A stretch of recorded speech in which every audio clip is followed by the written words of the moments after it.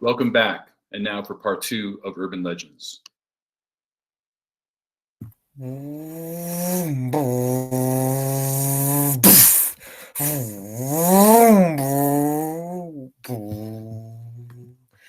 Hey! Hey! Where'd you learn to drive like that? You nearly took my arm off! Where are you going? Hey! I got your license plate number, buddy! RX562Q. Where's that in? Oh. RX5260-562. I need a pen. Where's a pen? Hey! Hey, sorry to bother you, but did you see where that guy went? No. Are you kidding me? Somebody must have seen him. I gotta find a witness.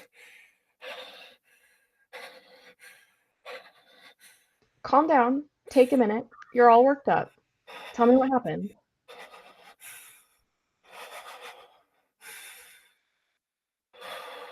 Yeah. Yeah. My adrenaline's going.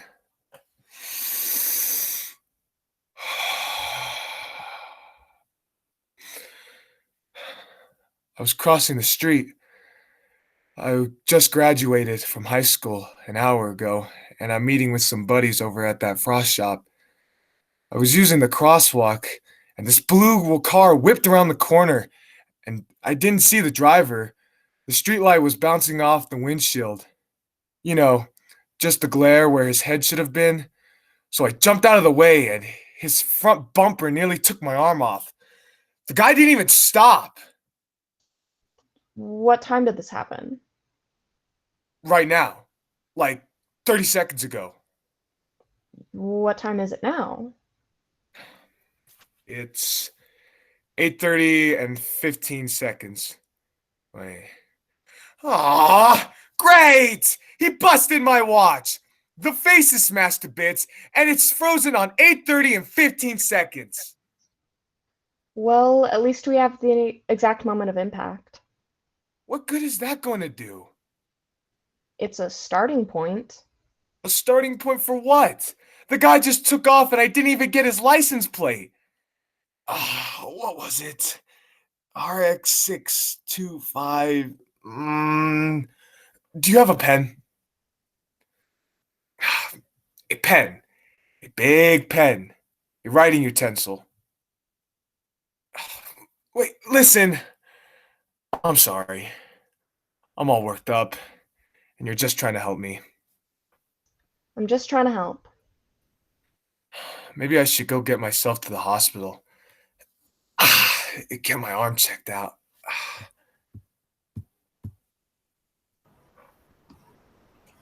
Hello, Jeff. Dr. Jenkins? I see your back strain out. Yeah, I'd forgotten all about that. I'm just glad we got that brace on you when you were young. I know you dealt with a lot of teasing in the elementary school, but now your spine is strong. Doc, could you take a look at my arm? Can't, Jeff. Been retired for years. You take care now. Doc! Hey, Doc! Friend of yours? My pediatrician made me wear this back brace when I was 3. Worst thing ever. Made my shirt all rounded out and in the back. Kids called me Little Jeffy the turtle. Let's see what happens when this turtle gets struck on his back. Brad Beadley? I thought you were in prison. 2 for flinching. See you around, Turley the turtle. Nice guy. I haven't seen him since the 3rd grade. He got sent off to a special school. When we were 14, he stabbed his stepfather. I hate that guy.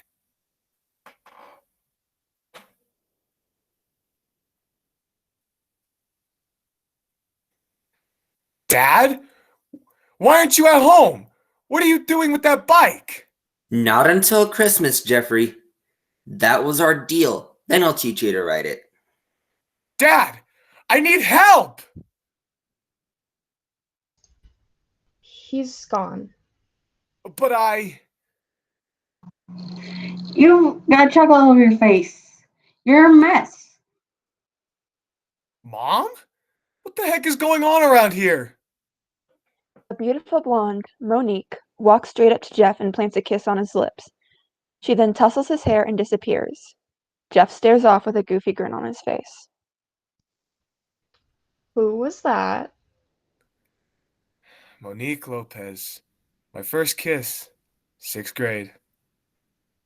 Looks like she made quite an impression on you. I'll say. I hope her husband isn't around. He'd kill me. You got it. You got it.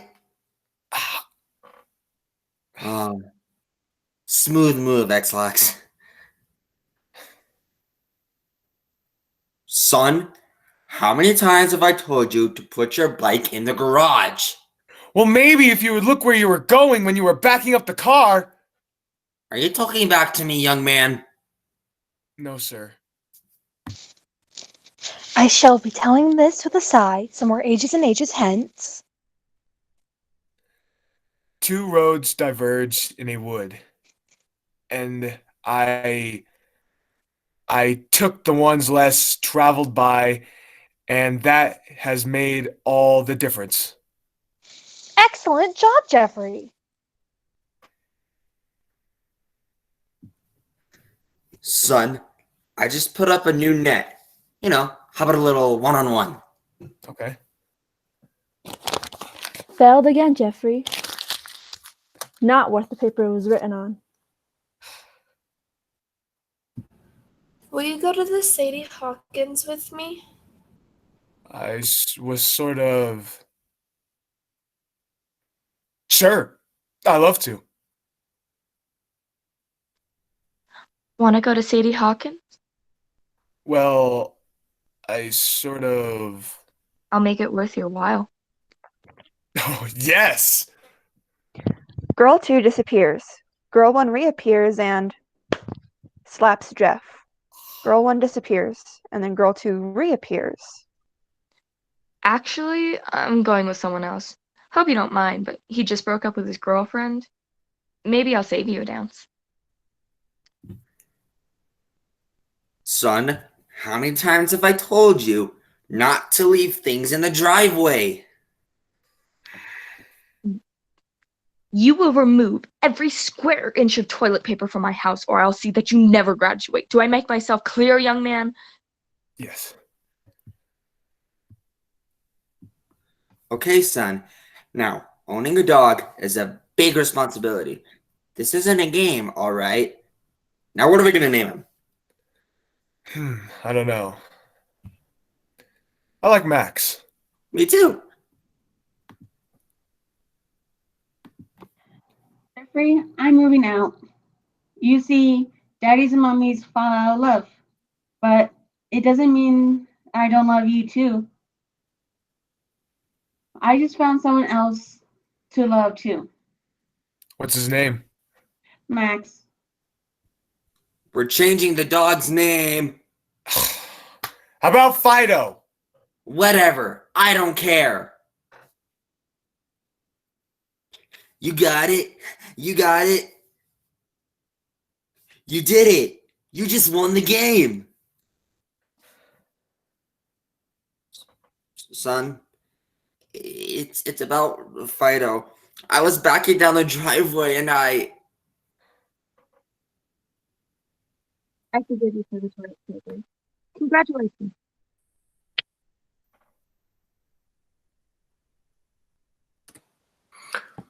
We'll be at the Frost Shop after graduation. 8:30 on the dot. Don't be late. You sure you don't want to ride? You know Jeff. He likes to walk. Yeah, give him time to think. Think about what? Girls probably. Just because it's all you ever think about. What else is there? Hey, guys! Guys!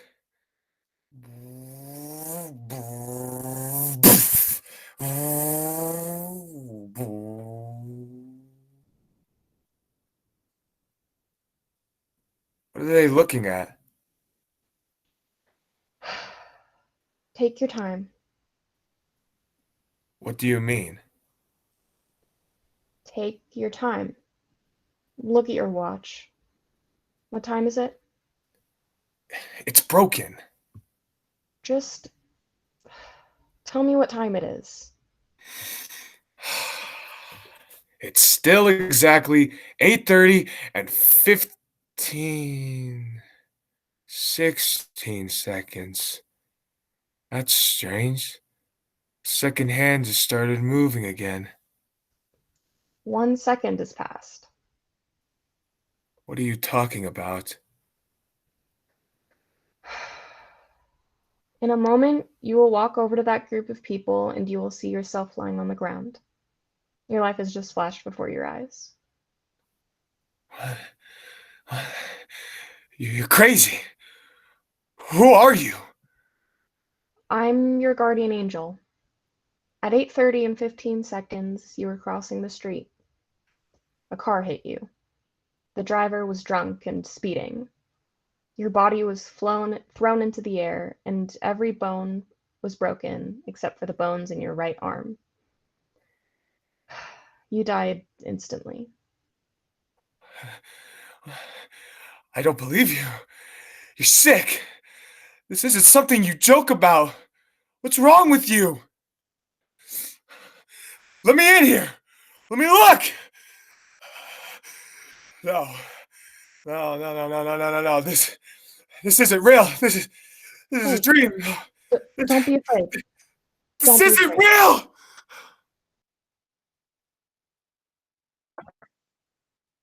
Blythe Roberts, a 19-year-old slacker, is sprawled out on his mother's couch, watching TV and munching on Cheetos. He stares blankly at a television and has a phone resting on his ear.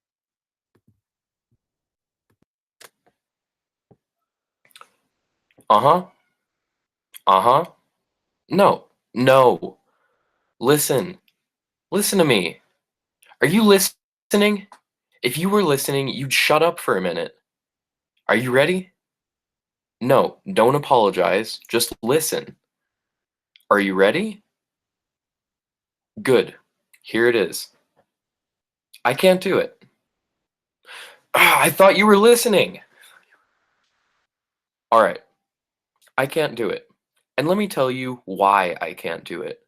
She may be stupid, but she's not that stupid. 6 a bottle I can pull off, but not 2 dozen. That's too much. Her Ambien means more to her than me. Well, then find someone else. Tell me, is there a sign on my house that says all-night drugstore? My house, my mother's house, apartment. What difference does it make? I get caught again, I'm out. Do you want me crashing at your house? I didn't think so. A couple of days, she'll refill, and I'll hook you up. But until then, don't call here. All right, I'll call you.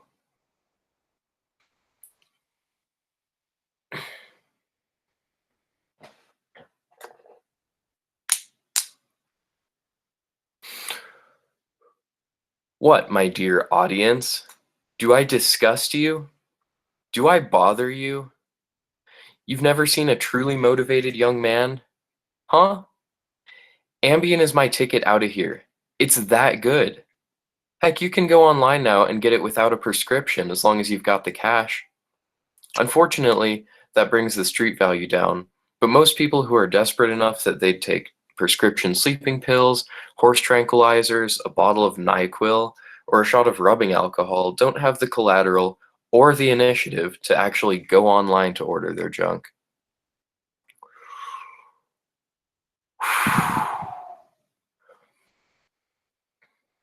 Yeah, I know. I steal them from my mother. But that's just a temporary deal until the band takes off.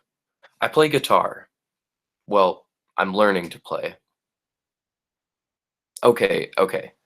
I'm saving up the money to buy a guitar so I can learn to play. But I watch a lot of MTV, and I've been told the best way to learn an instrument is to watch a professional play it. Tried going to the local JC, just wasn't my style. I mean, I used to get forced to go to school, and now my mother wanted me to choose to go and pay for it? I couldn't see the point in working 20 hours a week delivering pizzas just to turn around and give that money back to a school. I mean, if society wants me to educated so badly, why don't they pay me to go? Never made sense to me.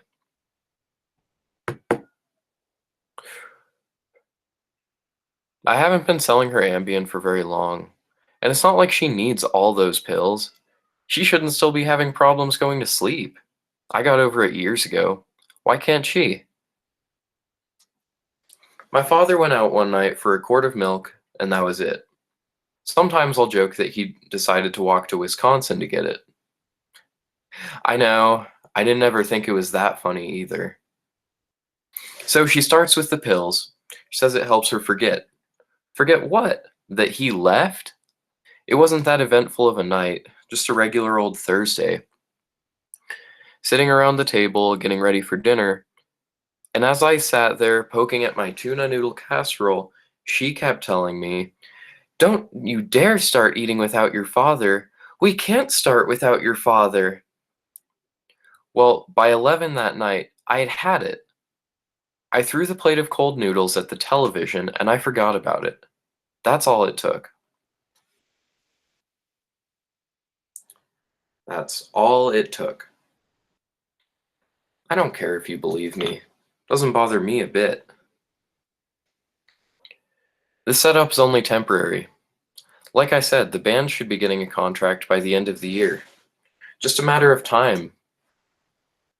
Besides, I can't keep living here. She always wants to talk about stuff. What are you feeling? Why are you so angry? Do you love me? Worse than a girlfriend. Sure, she pays for groceries and stuff like that. But why shouldn't she? She's my mother. If she didn't want to take care of me, she shouldn't have had me. I do have my bike, a Yamaha 250. Sure, it's used, but it gets me around. When things get real bad, it's my only escape. Actually, it's a great escape. I love the feeling of being so close to the ground, nothing between me and the pavement but a pair of jeans. Sometimes I remove my helmet, turn off the headlight, and crank the throttle. Nothing like flirting with disaster to clear your mind. The dotted yellow lines blur into a single ghostly track that I lead my front tire along as the trees fade away. I push the bike, feeling the engine heating up. I hear the wheels starting to whine, and all of my pain goes away.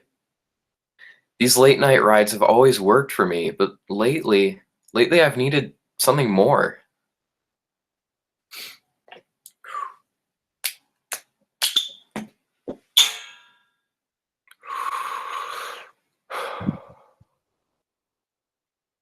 I didn't start the bridge game until she told me she didn't want me. That was about a month ago. I never wanted you. You're worthless. I hate looking at you and seeing your deadbeat father staring back at me. Swear to you that's what she said. I knew if I'd stuck around, I'd do something I'd regret, so I went for a ride. I got up to 95, faster than I'd ever dared, but I couldn't shake that word. Worthless. Worthless. I wanted the bike to take flight, to leave the earth and become weightless. With me gone, then she'd see what I was worth to her. And that's when I remembered the bridge. They started building it when the minor league stadium went in. A quick connection where the river was wide. It was supposed to save fans an extra 10-mile drive, but the team sucked, the investors were crooked, and by the time they shut down, the stadium, the city was stuck with a half-completed bridge. And that's just how they left it, jutting out over the river. Pointless. Worthless. Of course the road's been blocked off. You couldn't get a car back there.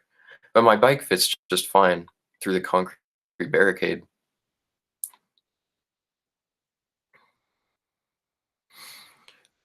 I imagine what it would be like to hit the edge and just keep going. I stare down the road, I turn the throttle, and I blast off towards oblivion. But I always stop. I always stop. 20 feet, 10 feet, one night 5 feet short. That's all it takes, and I realize that I do want to be here, whether she wants me or not. She's pushed me to the edge, and I've refused to go over. But as bad as life has been for me, I know things can always get worse. I know I've got to get out of here, and I've got to stay strong, because if I don't, sooner or later, something's going to prevent me from wanting to stop. Now, my dear audience, leave me alone. Ring, ring. Oh, what now?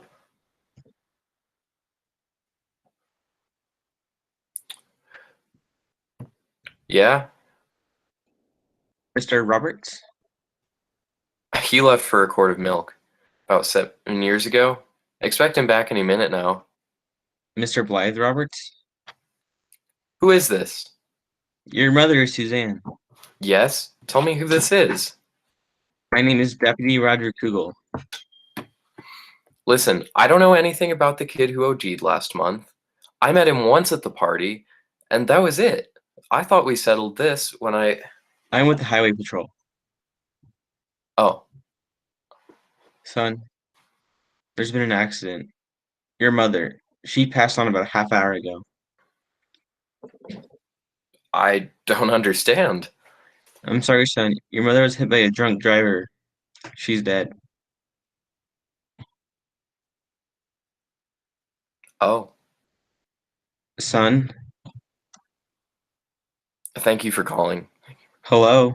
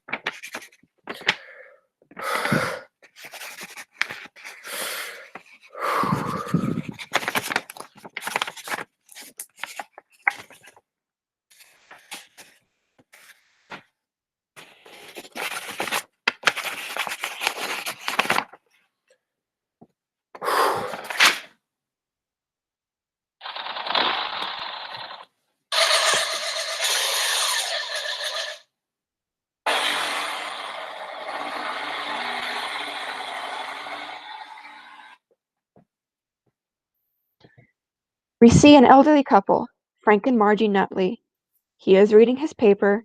She is knitting.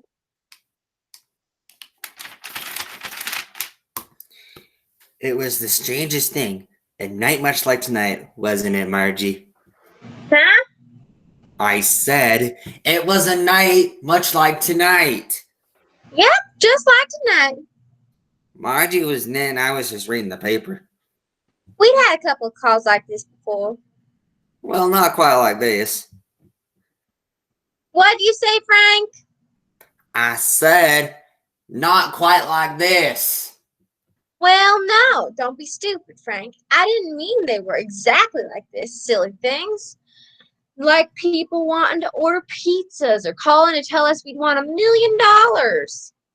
Pranksters, harmless really, just irritating. Pain in the neck to answer the phone and not have anyone there who actually has something to say. A waste of time. That evening when the phone rang. Phone, Frank. I can hear it. I said the phone is ringing.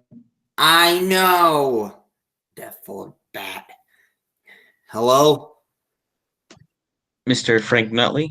Speaking. Who's calling? Your wife is Margie Nutley? Yes. Tell me, who is this? My name is Deputy Roger Kugel. Who is it? It's the police. Who? The police! What do they want? What do you want? I'm with the Highway Patrol, sir. There's been an accident. Your wife, she passed on about a half hour ago. What are you talking about? I'm sorry, sir. Your wife is hit by a drunk driver. She's dead. My wife isn't dead. I know this must be hard for you. She's sitting right next to me. Now, who is this? What do they want? Hello? Hello? What kind of sick joke? And that was what happened.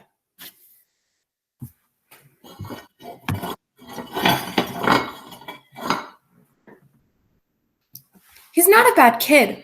He's really very talented. People just don't take the time to get to know him. He wants to be a musician. My son, a musician. So we don't always get along. People say we're dysfunctional. You show me a mother and son who are the best of friends, and I'll show you dysfunctional. We may not always like each other, but we're always there for each other. I mean, where else would we be? He's got nowhere else to go. But I don't mind. Sure, I wish he would get a job, but how can a boy like him get motivated about bettering himself when his father took the easy way out? Some nights I close my eyes, and if I concentrate hard enough, if I really listen, I can hear my husband coming in the back door. I can hear him returning to us, and then all my daydreams and fantasies of kicking him out of our lives for good fade away. I know that I would take him back. I will take him back. You've got to have faith in something. The men in here, good guys for the most part, truckers, guys in sales, they come into the diner, and after a few days on the road, any old waitress in a stained apron with menthols on their breath looks like Scarlett Johansson. They ask me out. Out where, I says. To your truck? I don't think so. Besides, I'm a married woman. And they'd smile back and they say, well, he's one lucky fellow. But tell that to him. If you see him, tell him how lucky you think he is, because he's acting like a real loser.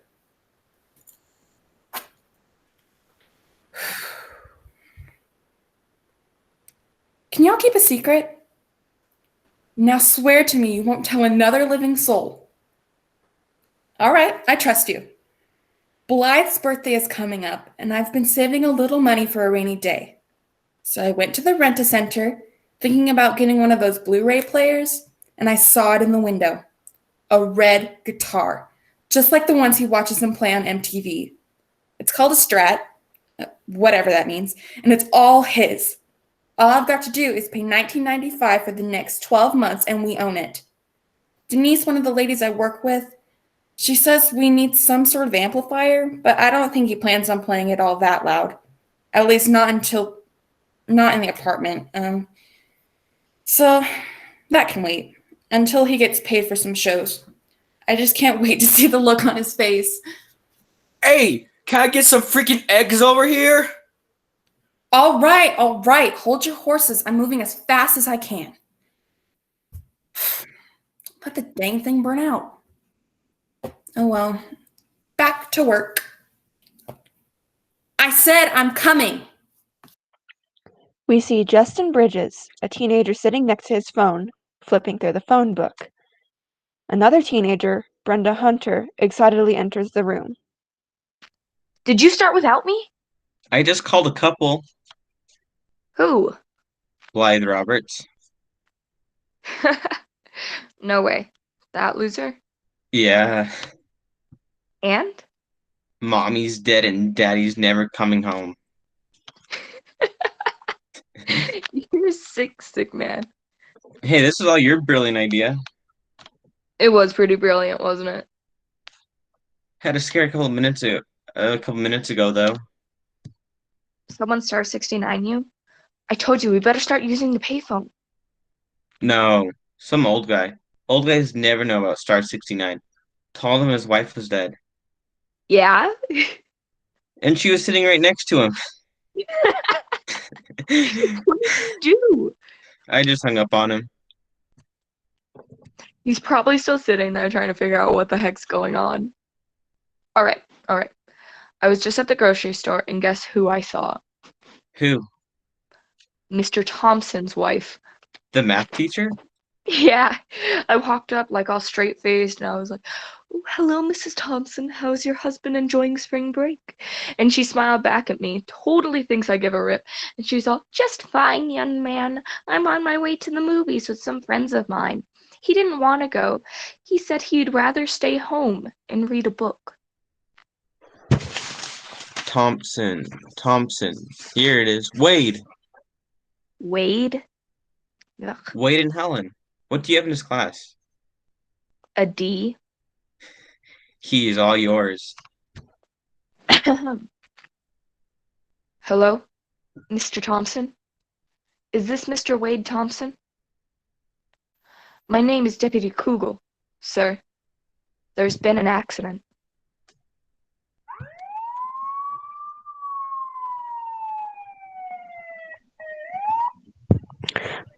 We see Suzanne. She is sitting on her couch, her face in her hands, sobbing. A police officer is sitting next to her, his arm around her. I don't understand. I don't understand what this means. How long has he owned the bike? He's not a selfish boy. He'd tell me why, but he didn't tell me why. Ma'am, how long has he owned the bike? What?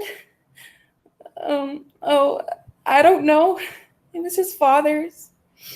I let him start riding it when he had to get to work at Pacific Pizza. He's a delivery boy. Did he seem depressed to you? His birthday was next week. I bought him a guitar. Did you have a confrontation this morning? It's red. It looks like the ones that use on MTV. Ma'am, can I read the note? Ma'am? Can I read it to you? If you would.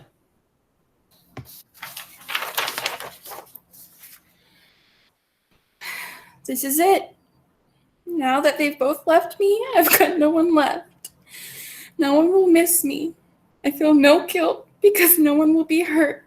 I've been pushed over the edge. Blythe.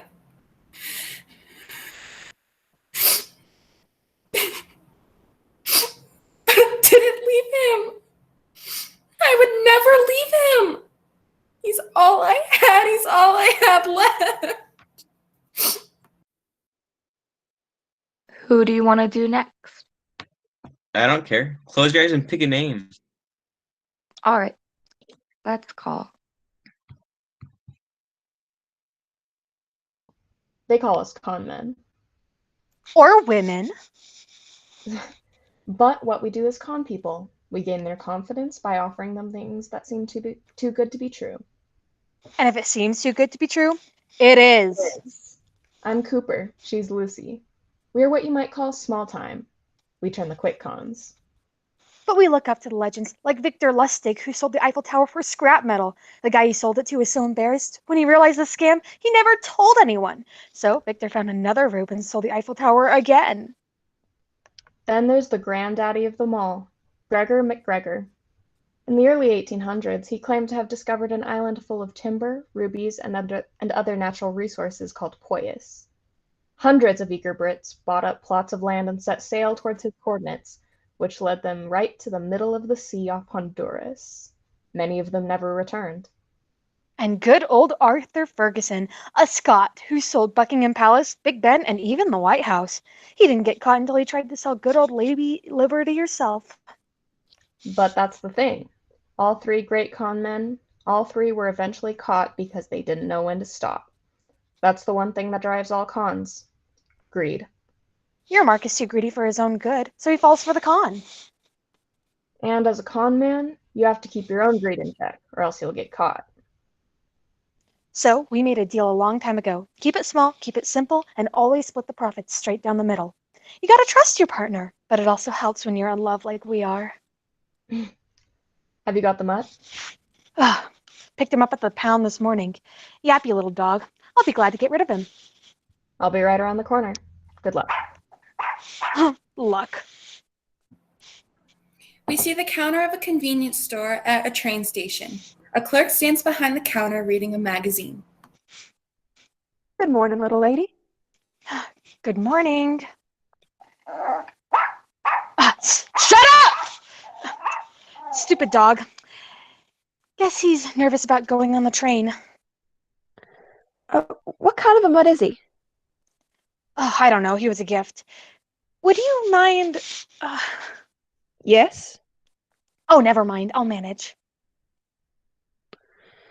I hate to see a damsel in distress. What can I do to be of service? Oh, it's just that I really need to use the ladies' room, and I'd be mortified if my dog started yapping in there. I'll tell you what. Hand the motor over to old Charlie and I'll watch him for 5 minutes. Are you sure? It's the least I can do for a pretty lady. Thanks. You're a lifesaver. A handsome lifesaver. Well. Thanks, Pooch. Let me get a copy of the Times and a bottle of water. Sure thing, boss.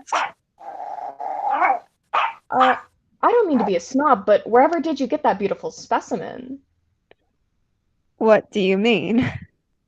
Well, it's not every day that I see a convenience store clerk with a Persian water dog. And a purebred at that. Is this mutt special in some way? The breed is endangered.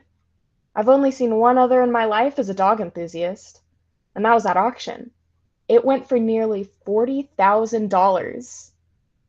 How long did you have to save to purchase this dog? I'm just, watching it for a friend. Well, watch it like a hawk. You really should have him in a proper kennel. Oh, here's for the paper and the water.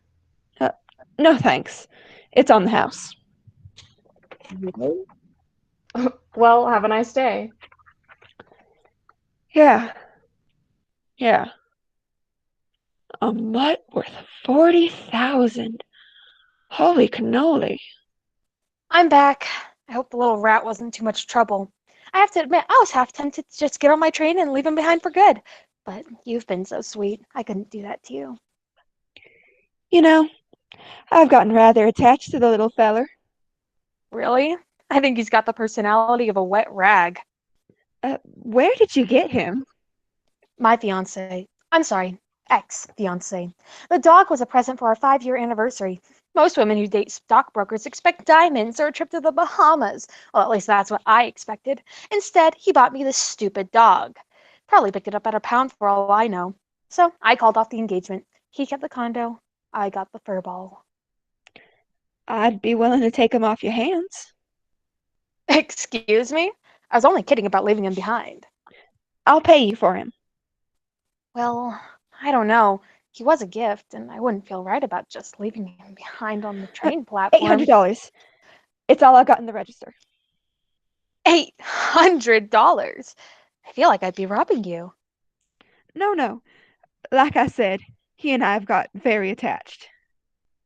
I was only gone for a couple of minutes. I'm a lonely guy. My wife passed 20 years ago and I got nobody. What do you say? Make an old guy's day? Well, okay. A free dog from the pound turns into $800 within a matter of minutes. Not a bad living. Like I said earlier, greed always gets them. So 800 here, 500 there, it adds up. But this is a dangerous profession. That's why we've been saving up for the big one. We call it Buried Alive. A couple of years back, I took out an insurance policy on myself worth $500,000. I got no family except a poor ailing mother in a home about 3 hours from here, so I signed Lucy on as the beneficiary. It's taken a few months of planning, but we've made friends with the coroner and the local funeral director. Plus, it doesn't hurt that we've graced their palms with 10,000 apiece. The con is simple. Lucy wakes up to find that I've died of a heart attack. Together, we drive to the coroner's in the middle of the night and he fills out the paperwork. Next, we head to the funeral director and he slips me into the coffin. A clean coroner's report so the police won't investigate for foul play, no family or friends in the area, and Cooper's mother's bedridden, so I'll be the only one at the funeral. And then the insurance agents, I just want to see him put into the ground. I've outfitted a casket with 8 scuba tanks to last about 10 hours. Once it gets dark, Lucy shows up with a shovel and gets to work. I've been digging holes for the past 6 months, getting trained for this. I get out of the coffin, we rebury the empty casket, I go into hiding, and we wait for the big, juicy check. But it wasn't that simple. Remember what Cooper said earlier about greed? Well, I got to thinking. My cut of $500,000 is only $250,000. That's nothing to sneeze at, but at my young age, it's not going to last me for the rest of my life. But $500,000, well, I think I could stretch that out for the next 30 or 40 years. So the time came to dig Cooper up, and wouldn't you know it, greed got the best of me. Mom! What's going on? I can't breathe! I can't breathe!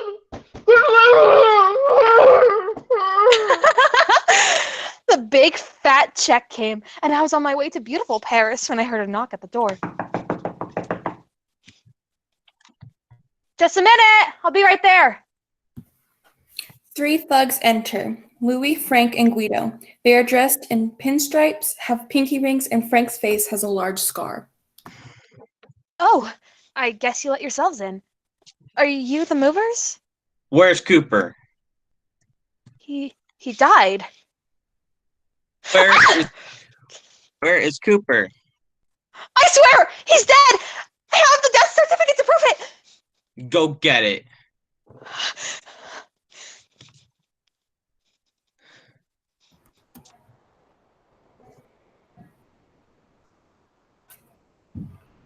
Looks legit, boss.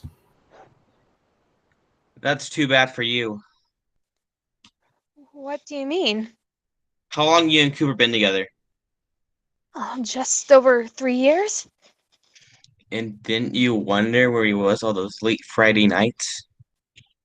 He drove up to Woodward to visit his ailing mother.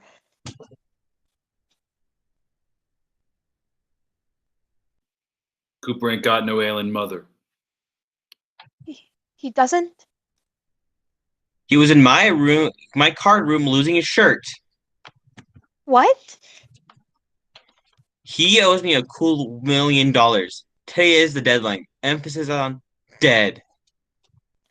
But he's not here. Like I said, Cooper's dead. Well, that's a real shame. But it can't start going soft. It's bad for business. Everybody's going to start dying on me if they think I'll give them alone. I'll have to take you instead. Wait, let go of me. What are you going to do with me? I'm going to make you pay for what Cooper owes me. Take it to the van, boys. Stop! I have the money. I can pay. You can. Open the suitcase by the table. Well, hello. There's $500,000 in there. It's yours. Thank you. Take her to the van, boys. Wait a second. I paid you. Yeah, $500,000. Cooper owed me $1 million. You only paid me half. What does that mean? It means I'm only cut off half your toes.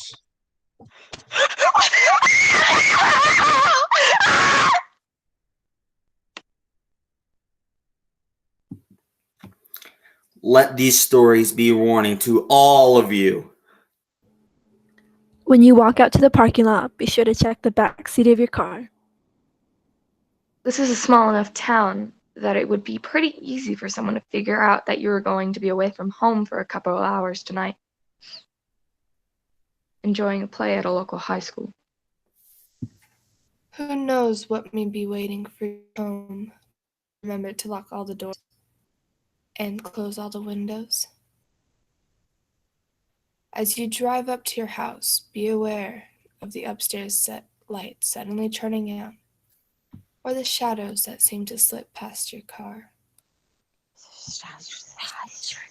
Be sure to have your loved ones close by your side as you slip the key into the lock and open the front door. Turn on all the lights and check every room because you never know. I said you never know what may be.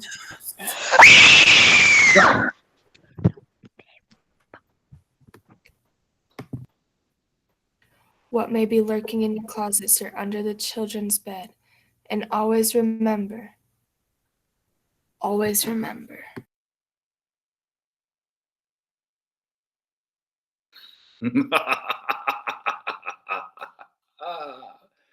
This concludes our show.